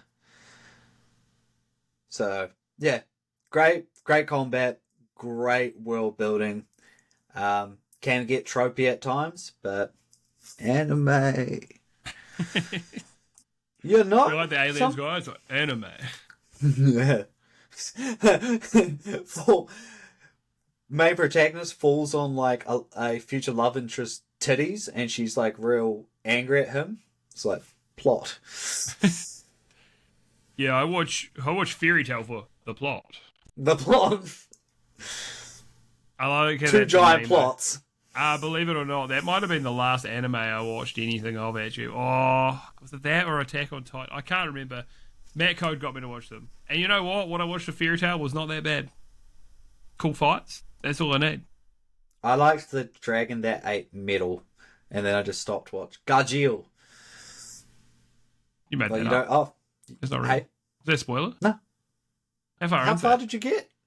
I don't know. There was a season on Netflix or something. The widest way to watch anime, watching it on Netflix. It's like, you're not one of us. I'm like, Yeah, it was. cool, thank you. What's your favorite anime? Baki on Netflix. Yeah, I liked the live action One Piece. I actually heard it was quite good though. Yeah. I thought it was going to be awful, and I was saying to the boys, I'm going to watch the live action One Piece, and that's going to base all my opinions on One Piece. And they were like, no, don't do it. I'm like, I'm going to do it. I didn't watch it anyway. But I've heard it's good. but the person they got to play Buggy the Clown. So, And even the person they cast for Luffy. I've only watched 4 episodes because I was just like, I'll just stick to reading it. Thank you, but this was nice. I might pick it up later. Luffy isn't that Houthi terrorist or? No, it was that MMA fighter. Oh, that was Rufy. Oh, is it him though who's got that tattoo? Who is it? Him? There's a guy Yes. with a Luffy tattoo, the big fucking chest piece. I think it was. Yeah, that was I read his it was last Gear name was 4. like, yeah, Gear 4, and because I made a little bit of a joke. He was just like, when I was watching it, last name Rufy, I was like, he's just like Luffy, and then the camera sort of like got a picture of his chest. So like, oh, he's got a fucking One Piece chest piece. He had a wicked knockout. Eh? It was him, wasn't it? Yeah. That fucking spinning kick. I liked him. First time I've ever heard of him. Seems pretty good, bro. He's got a lot of promise. Like, I love UFC, dude. Even if Alex Pereira lost, bro, I'm still in. I'm still interested. Sad charming noises.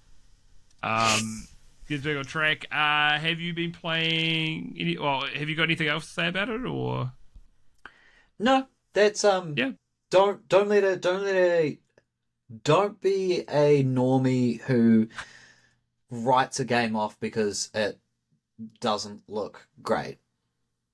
It's on a low budget, but they make up for that with fun combat and awesome world building that I haven't seen any other franchise go that in depth without insisting on itself. So many of the best games out these days are lower budget games because you do a lot more with like when you're put under pressure and restraints, and then you're gonna make something great. I mean, Balatro, for the most part, I think he's had a few different artists and stuff work on it, but has mostly been solo dev, and it's fucking excellent. So don't let that sway you. Slay the Spire is outstanding, and yeah, it's not. I actually really like the art style, but a lot of people think it's a really ugly game. No, fucking give them a go. Don't let art, like the art style or the graphics, dissuade you from playing these games. Don't judge a book because you can't read. Yeah. Otherwise, Stephen will be judging every book negatively, You ever see me in a book in the same room together? No. Can't say I have, to be honest. So, checks out. Have you been playing anything else other than with yourself? Oh, Kakarot. Oh, that's right. Yeah. Yeah. Yes, the gameplay does feel. One thing that is like sort of tiresome, but I'll give it a little bit of a pass, is when you have a big boss, you can't just wail on them because they'll do two things. One is they will charge red and do an attack where if you get hit by it, you get stunned, but you can just either fly the fuck out or you can hold your guard button and tap A on Xbox controller and you can teleport behind them. Nothing personal. That's fine. It's very, very telegraphed. But then enemies will have cinematic moves where you are on the defense, on the dodge till that happens, till it's over. That was cool until I fought Raccoon and he busted out that cinematic move like 3 times. It's like, fuck's sake. Fuck you, Raccoon. Yeah. But, dude, a little bit on the shallow side, but damn, seeing the animation on it, like seeing that scene where Frieza's being cut in half, and then Goku's just like, have some chump change keying, get out of here. Fuck and then here. Frieza, yeah, and then Frieza, you go. Frieza is just like tries to blast him, and Goku just goes, nah! I was thinking of the Trailer Park Boys. How about I pay you $5 to fuck off? I'll be honest, could never get on that show. That scene's so funny to me. That scene is just so good. But that's the same energy. Goku's like throwing it. How about I pay you $5 to fuck off? Basically. Yeah. So. And Frieza was basically like, I don't want your charity. Yeah. Ungrateful cunt. I actually think Frieza was a better character when he was racist. I'm just going to say it. I genuinely thought that Frieza was a better character when he was like this hateful piece of shit than now kind of in Super. I've only seen clips of it, but I don't know. They've made characters a lot more like almost jokey. And I just liked Frieza when he was just a real bad dude. Yeah, I feel like they definitely flanderized Goku, where it was his whole thing wasn't I'm dumb, I want to fight, I like fighting, but he was just, you know, your average Joe, bit of a country bumpkin, and he had a knack for fighting. But Super, he's sort of just like, I want to fight. It's like, go, where's Goten? I want to fight. Yeah. And he talked to Gohan recently. I want to fight. He kind of became almost his Team 4-Star version, his Dragon Ball Z Bridge. Yeah. Like, he's definitely different, but it almost became a little bit closer to that. Yeah. It's okay. It's okay. I still love GT anyway, so fuck all the haters, bro. Fuck what the haters say. I don't care. GT rules. So I'm not one to judge Super because I enjoy GT. Yeah. What can the haters say now? Fuck you. For a guy who shits on anime, I've been talking a lot about anime I've watched tonight. There's good stuff. There is good stuff there. It's just hard to. There's so many things to watch that I already just don't have time to watch, and I'm like, tell me so many things. I'm like, you could tell me I got to watch this with subtitles. Nah, I'm not doing it. I'll watch The Righteous Gemstones. Also, I just want to say, I just realized I have a bit of a red neck because I was just playing with it, but my dumb ass was I was looking at the dock and was like, I can't see my face, it's all good. And then I was immediately just like, you can still see me. I was like, alright. Steven's a southern boy with his red neck. Not gonna do like a DSP and be like, "Oh, the camera's on. Sweet." Yeah, time to beat my dick. And he will. This podcast will end, and he will still be going. He will survive everything. He will be. He is eternal. He is immortal. Actually, though, back to rednecks and what you said about Goku being a country boy. Apparently, he does have what's considered like a southern accent in Japanese. Like Really? it's like the farmer accent, more or less. Yeah, so it is supposed to be like American representation of it would be like a howdy y'all, like southern accent. That's the Japanese equivalent of what his voice is supposed to be. I will say, like, one last thing about anime, and this isn't a spoiler. I recommend watching Daima. I enjoyed it, but there's a scene where a character asks, said someone tries to propose to Goku, and he's like, "No thanks, I'm married and I have kids." And someone asks, like, "Wait, you have kids?" And it's like, "Yep, but I wasn't really around much." It's like, that explains a lot. Yeah, all I got to say, mate, is welcome to the Grand Tour. So, Yeah, Grand Tour. dude, I still just love thinking about that theme song could only exist at that point in time. It's so crazy. Like, yeah, let's make a fucking rap rock theme for this anime, and I'm like, dude, this goes so hard. Like, there's such a small period of time that would work, and they did it. Such a pocket. Yeah, it's crazy, man. When did GT launch? I want to see, bro. I want to see that. Oh, dude, when you type launch, it's like, oh, the character launch 1996.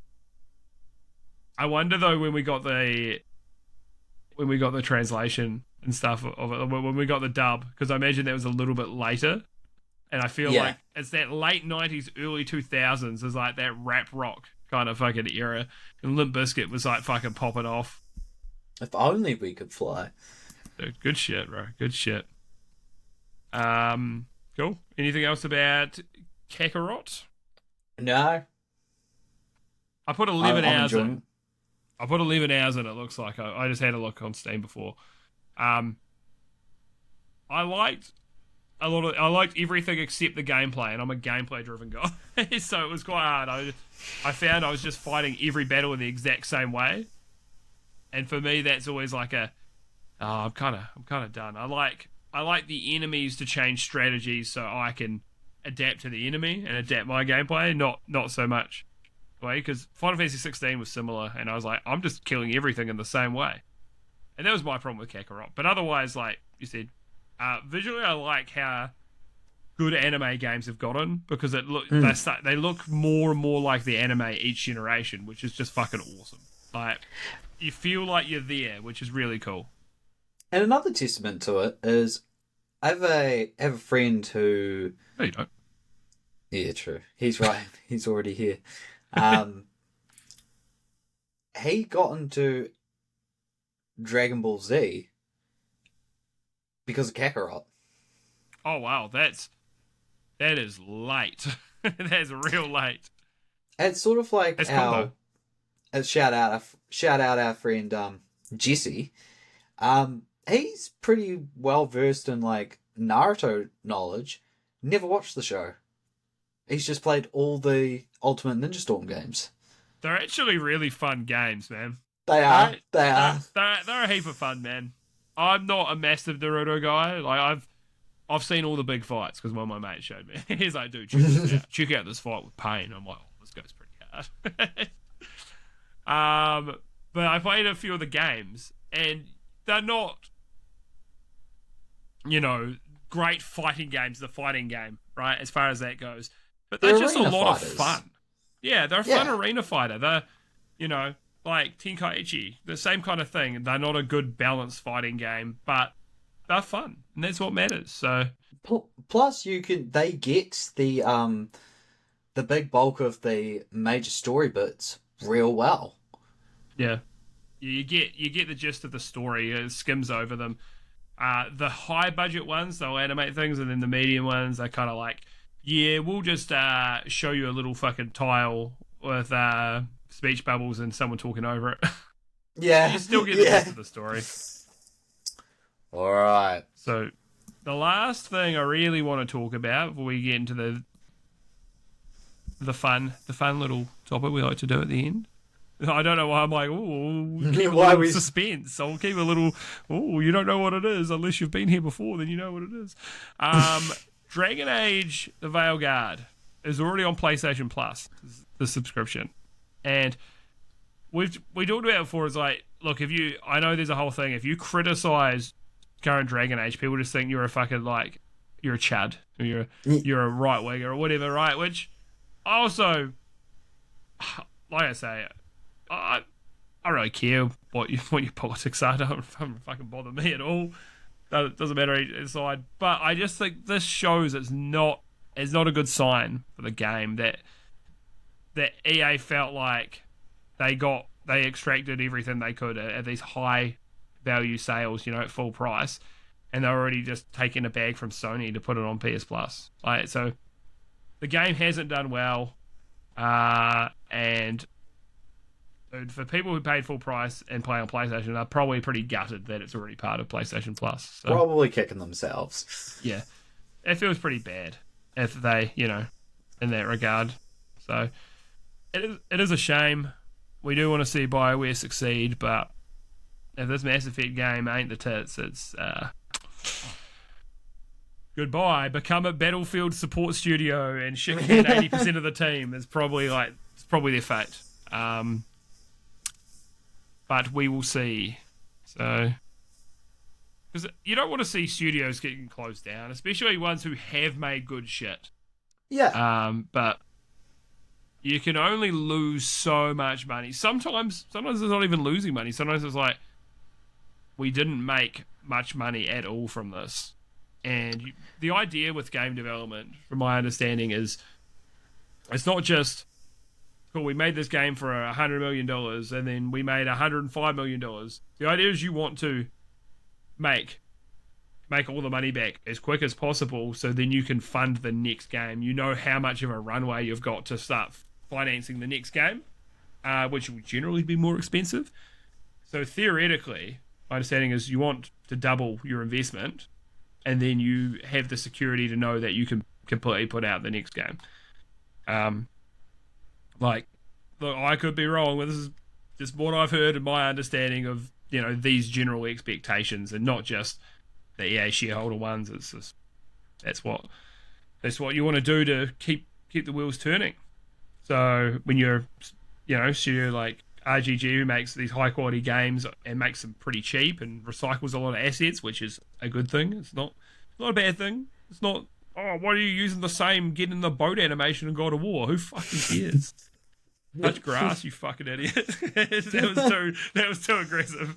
That was too much. But it was just a silly thing to nitpick about for these people. And RGG's like, yeah, we're going to use the same whole fucking city again. What are you going to do about it? You'll buy it again for $100, mate. Because there's clever ways to do it. You're not recycling content. You just, some assets and things can be reused. So they don't need to sell as many copies for them to hit their deadlines. To hit their goals and their targets to make the next game. And it's partly because smarter development. So I think when something like Dragon Age, they hadn't put out a game in some time, there's only so much you're going to be able to use from Inquisition that won't need to be touched up. So a little different, and I think, well, I'd say it comes with the territory of these big scale games, but these RGG games are fucking massive, so kind of, yeah, you're just like, oh, I think this is a fair thing to say, and then you're like, well, RGG managed to do it just fine, and you're like, oh, well, yeah, you're right. Yeah. So, yes, I hope the next Mass Effect is good, because I would hate to see BioWare go away, but if they do, unfortunately, I understand. And this feels like another just red mark against them, this early PS Plus. So, yeah, you got anything to say on your favourite game, Dragon Age Veilguard?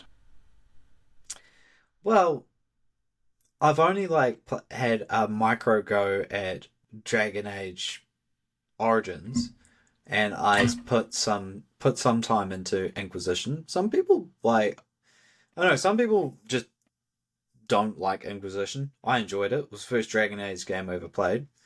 The warning signs for me with Veilguard was, I really enjoyed the grim, dark, gritty feel of Inquisition. And it's just like, the warning signs were there when they sort of looked Fortnite-esque. Yeah.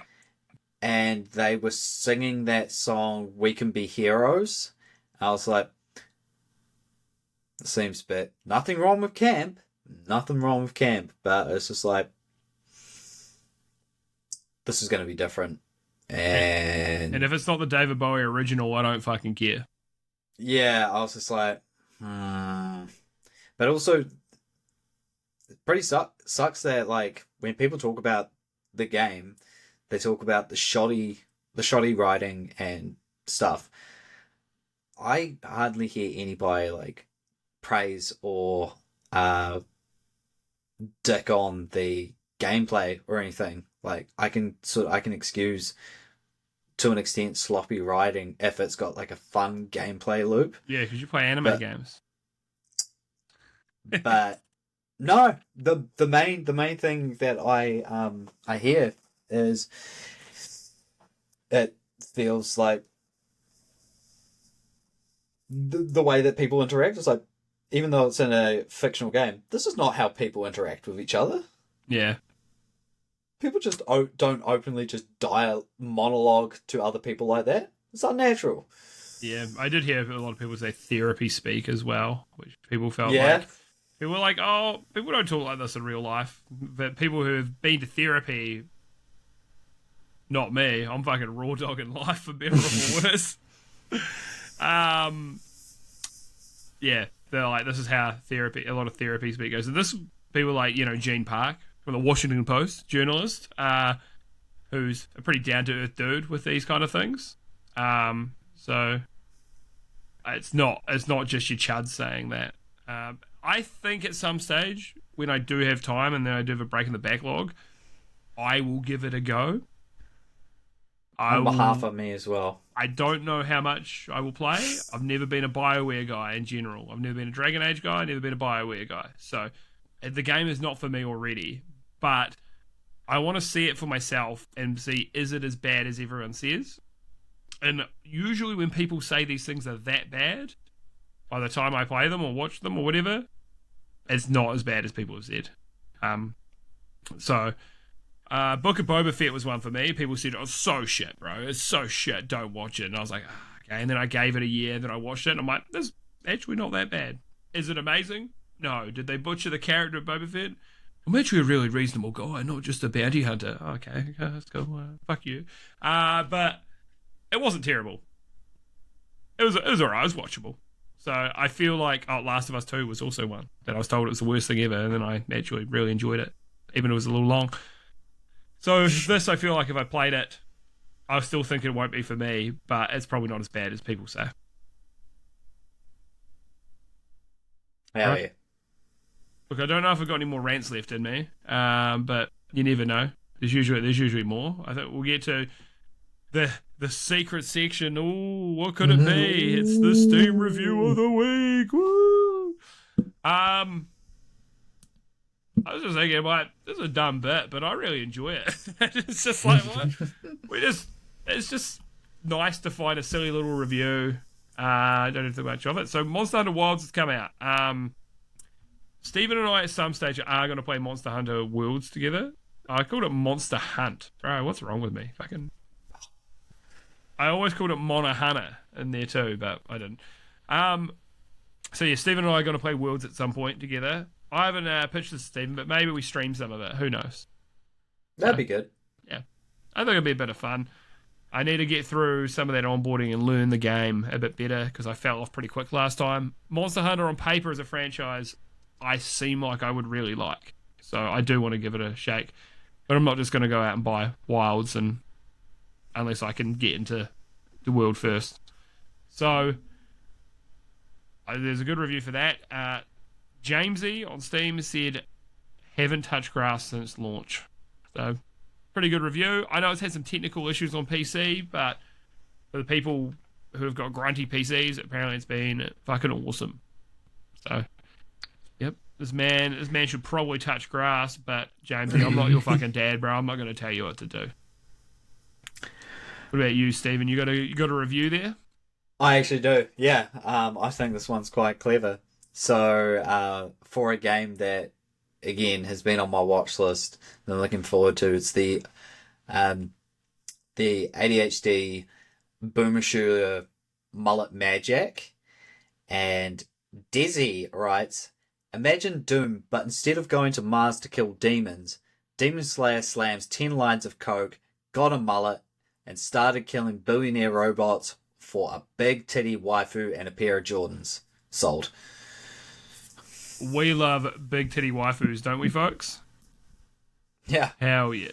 You had me at mullet. Apparently it is coming to PC Game Pass. Ooh. It looks like tomorrow. Interesting that it's not on the coming soon on Game Pass page. Actually, It's in the coming Game Pass tomorrow. app. Yeah. It says 13th of March, which is today. So it'll be 13th of March America, so tomorrow. Good things come to good boys and good people. Good human beings. Good. Not dogs, though. Dirty dog, Keith. I see you. Yeah, so, dude, if this does, it's looking like it will, I'm keen to play this as well. Looks fucking great. This game's actually based on Steven, believe it or not. Look at them. Look at that glorious mullet. I was noticing just before how long your hair's getting. Hey, that's crazy. Yeah. That's great, man. It hides the bald spot at the back. You're like, what?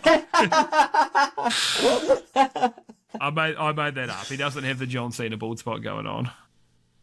I've seen a lot of memes about that bald spot. That poor man. That poor multi-millionaire. He'd get a hair transplant, mate. He'd go to Turkey. No big deal for him. He'd be being chilling in Turkey. He does like his ice cream. That video is so wild. Seeing John Cena speaking Mandarin is just something I never thought I would see. You know, just or when he said Taiwan was a country and then had to apologize in Mandarin to China. That was like, what are you doing, bro? I do like John Cena, but what are you doing, bro? Low key, one of the funniest comedic actors around as well. So good. I remember as a joke, me and Hamish saw that Amy Schumer movie Trainwreck. Oh. In the cinemas with his girlfriend at the time. Literally, I think she wanted to see it, but we both saw it because John Cena. About her. Yeah. Just slanging off this girl.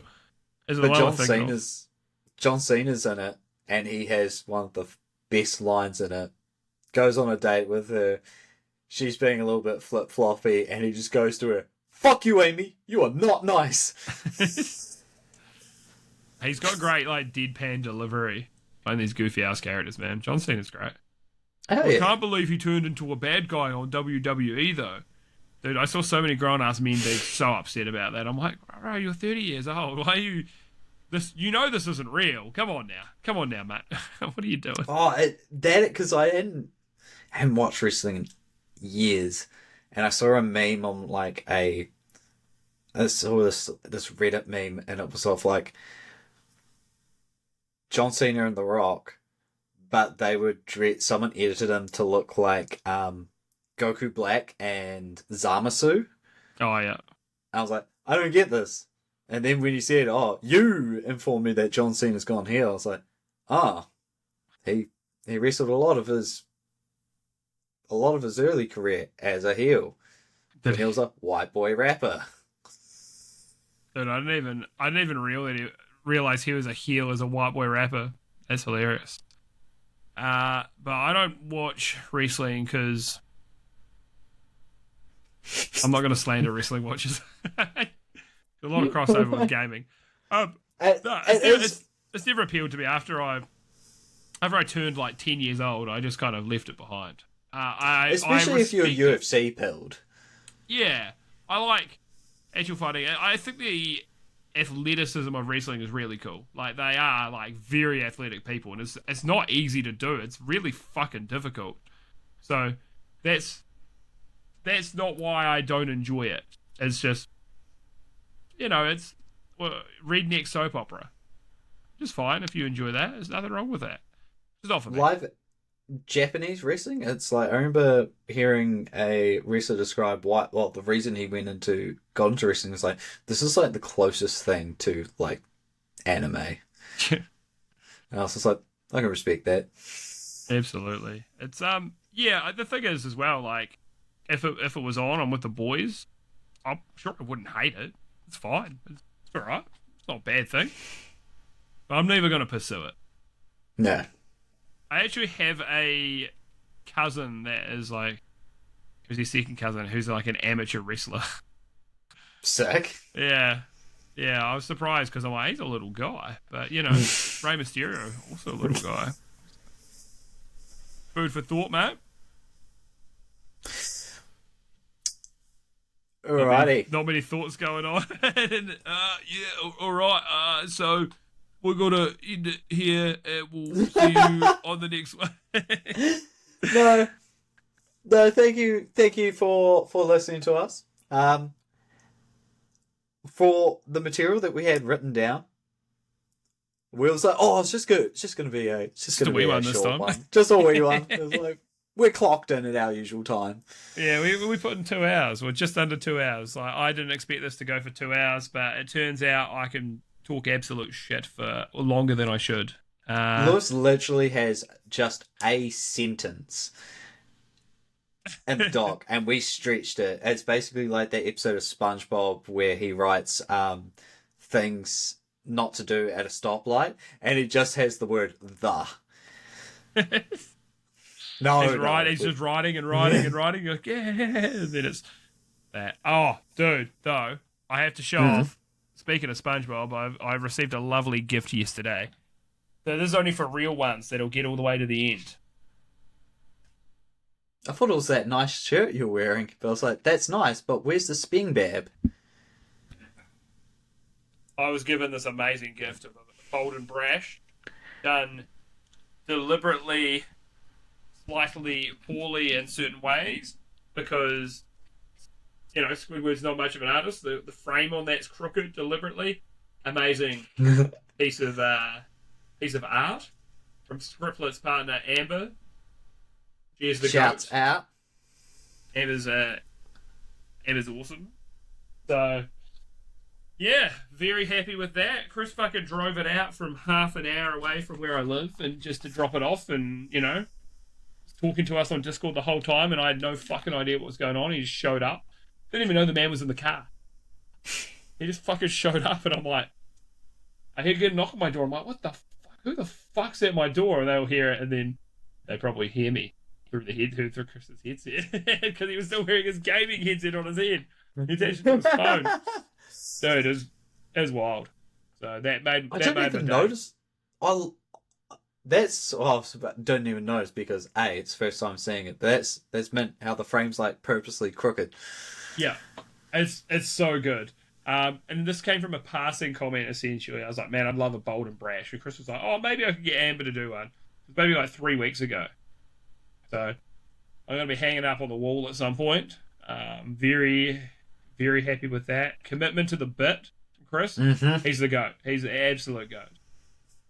We love Script. That dude fucking rules. And if he hears this, pretend I'm not gassing you up. I know you don't like the comments. So anyway, gas. thanks for listening. Thanks for spending a bit of time With navigating us. through this nonsense with us. It is appreciated.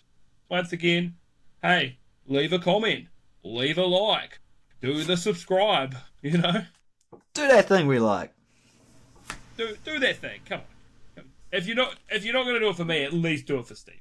Right? Yeah. Do it for Smosh. Please.